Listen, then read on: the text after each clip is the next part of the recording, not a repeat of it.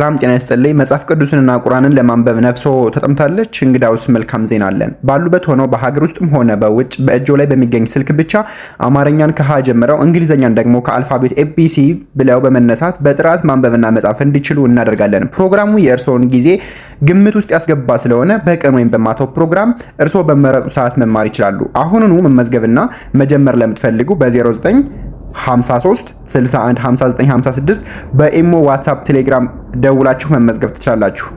ለዛሬ ደግሞ ከመጽሐፍ ቅዱስ ድንቅ ታሪኮች መካከል ስለ መጽሐፈ ኢዮብ እንማራለን። ከመጀመሪያው እስከ መጨረሻው አብራችሁን ከቆያችሁ እኛ ሰዎች ከመጽሐፈ ኢዮብ ወይም ከኢዮብ ታሪክ ምን መማር እንዳለብን ጥርት አድርገን እንረዳለን ማለት ነው።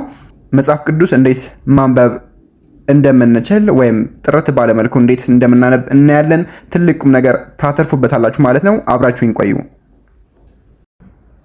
እስኪ ዛሬ ደግሞ የኢዮብን ታሪክ እናነባለን ማለት ነው። በደንብ ተከተሉኝ። የታሪኩ መነሻ ኢዮብ በኡጽ አገር የሚኖር እግዚአብሔርን የሚፈራና ከክፉ የራቀ ደግ ሰው ነበር። ሰይጣን ኢዮብ እግዚአብሔርን የሚያመልከው ስለባረከው ብቻ ነው የሚል ክስ አቀረበ። በዚህም ምክንያት ኢዮብ ላይ ፈተና እንዲመጣ ተፈቀደ። የኢዮብ መከራ በአጭር ጊዜ ውስጥ ኢዮብ የሚከተሉትን አጣ። ንብረቱን፣ ከብቶችንና ግመሎችን በሙሉ በጠላትና በተፈጥሮ አደጋ አጣ። ልጆቹን፣ 10ሩም ልጆቹ 7 ወንዶችና 3 ሴቶች በአንድ ቀን ሞቱ። ጤናውን ከእግሩ ጥፍር እስከ ራሱ ፀጉር ድረስ በከባድ ቁስል ተመታ። የኢዮብ ምላሽ። ኢዮብ በመከራው ውስጥ ሆኖ እንዲህ አለ። ራቁቴን ከእናቴ ማህፀን ወጥቻለሁ፣ ራቁቴንም ወደዚያ እመለሳለሁ። እግዚአብሔር ሰጠ፣ እግዚአብሔር ነሳ። የእግዚአብሔር ስም የተባረከ ይሁን። ኢዮብ 1:21 ላይ። የኢዮብ ጓደኞች ክርክር።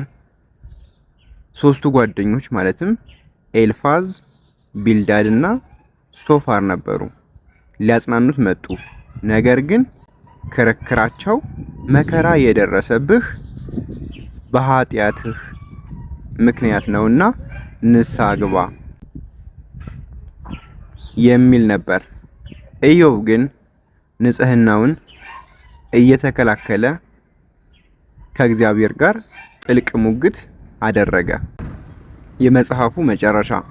እግዚአብሔር በአውሎ ነፋስ ውስጥ ሆኖ ለኢዮብ መለሰለት።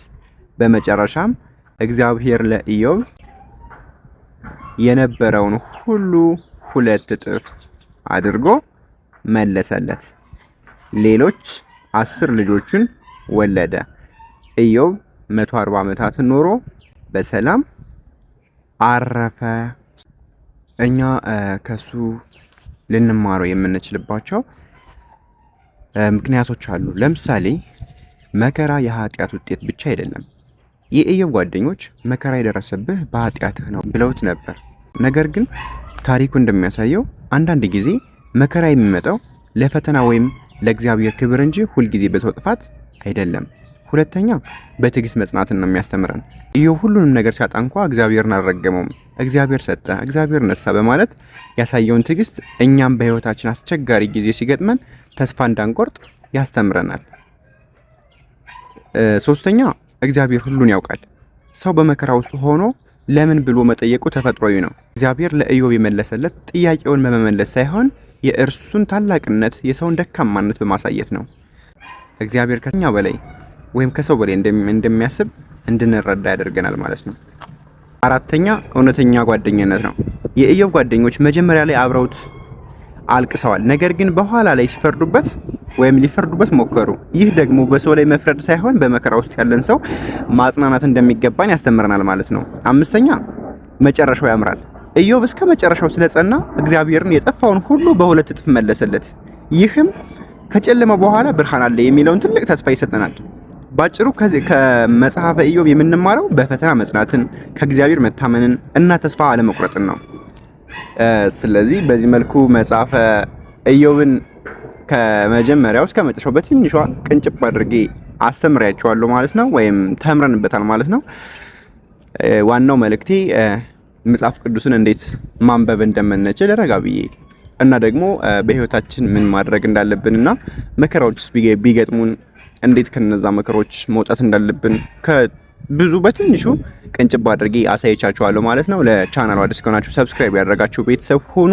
ቪዲዮውን ደግሞ ላይክ፣ ኮሜንት፣ ሼር ያደረጋችሁ መልካም ትብብራችሁ አይለኝ ማለት ነው። በውስጥ መስመር ደግሞ መጽሐፍ ቅዱስንና ቁርአን ማንበብ ለምትፈልጉ ከመጀመሪያው ከዜሮ ጀምረን ከፊደል ጀምረን እያስተማርን ስለምንገኝ እናንተም የድሉ ተካፋይ ትሆኑ ዘንድ ጠርተናችኋል ማለት ነው። በ0953 61 59 56 ብላችሁ በማንኛውም ሶሻል ሚዲያ አማራጮች ኢሞ፣ ዋትስአፕ፣ ቴሌግራም ደውሉልን። በየትኛውም የዓለማችን ክፍሎች ከሀገር ውስጥ ሆነ ከሀገር ውጭ ሆናችሁ ትምህርታችሁን መማርና መጀመር ትችላላችሁ ማለት ነው። ለዛሬ የነበረን ትምህርት ይህን ይመስላል። በቀጣይ ቪዲዮ እስክንገናኝ ሰላማችሁ ይብዛ ባይ